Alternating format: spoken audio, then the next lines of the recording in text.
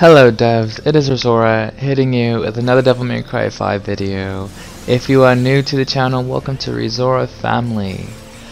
Okay, today we are going to talk about an exclusive interview that was actually just Japanese only, so I'm going to read it to you guys, and this is going to be involving everything in terms of Dante, what to expect, new weapons, and a whole bunch of other stuff, so stay tuned. First and foremost, I'd like to introduce who's going to be interviewed.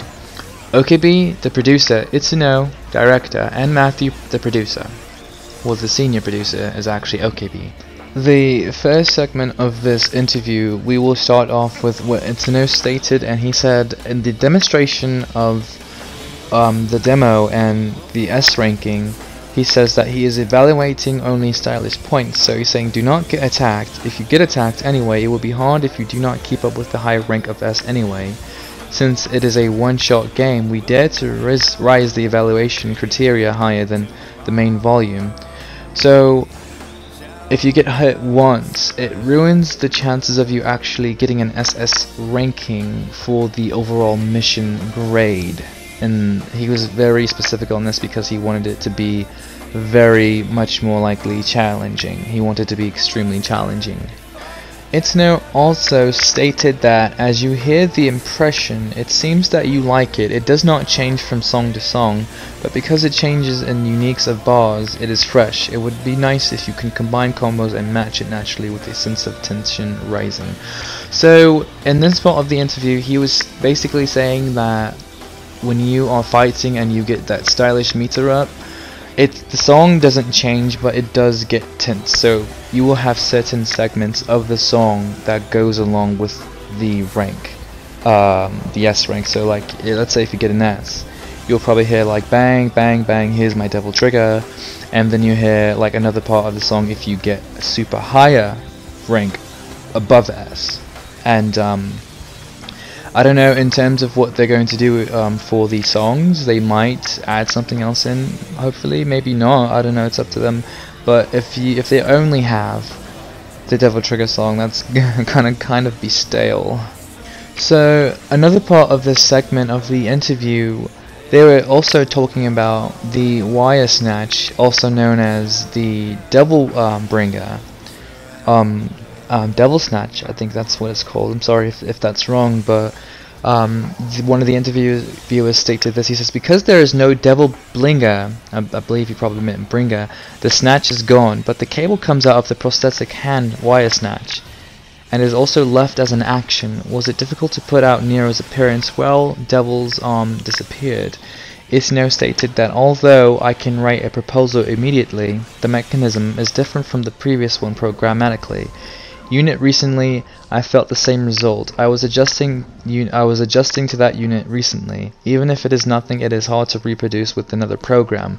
So, getting more into this, so we know that the Devil Snatch, as you guys will see here on the gameplay, it's easier, it's like faster, quicker. I mean, not saying that the transitioning and this new program and what they've done with the new mechanical arm is not good or anything, but you can definitely see the difference, how different it is. Like, instead of being in Devil Trigger or just single-handedly being out of Devil Trigger, when you grab an enemy and pull them towards you, you can either pull 2 or 1 enemy toward you.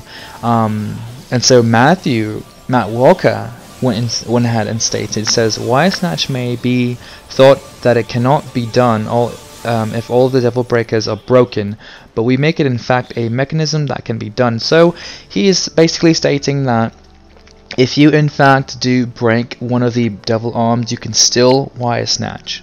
That ability is always going to be a given. You don't have to worry about breaking the arm and not being able to pull enemies toward you or anything like that. So that's actually a relief, because I would personally hate to pull an enemy toward me and then later on, you know, oh boom, my arm broke, crap, now I have to wait, and you know, like, they have the whole cycle going on now, so it's a given. So that mechanic is going to be a given. And this next part of the interview, Itsuno basically stated that the max hack mechanic is entirely different in terms of how many times you can max hack. Where I've said this before in my videos previously, before like all the stuff was even released, you know, the max hack, you can now max hack up to 6 times. And not only that, the display is different, it's now a flame. Most of you have already seen it because someone had already leaked the Bloody Palace mode, which is you know, a new practice mode. It was a new training mode. It was really awesome. And the mechanic is just it's different. The color is different. Ariaki Nero just said that he worked on it and was hoping that he can get the right eye appearance, if that makes sense. He wanted to be appealing to everyone and he wanted it to look nice. Alright, so this next part is going to talk about TGS and Dante, what to expect from him, and the new weapons. Disclaimer: there's no names being given out or revealed.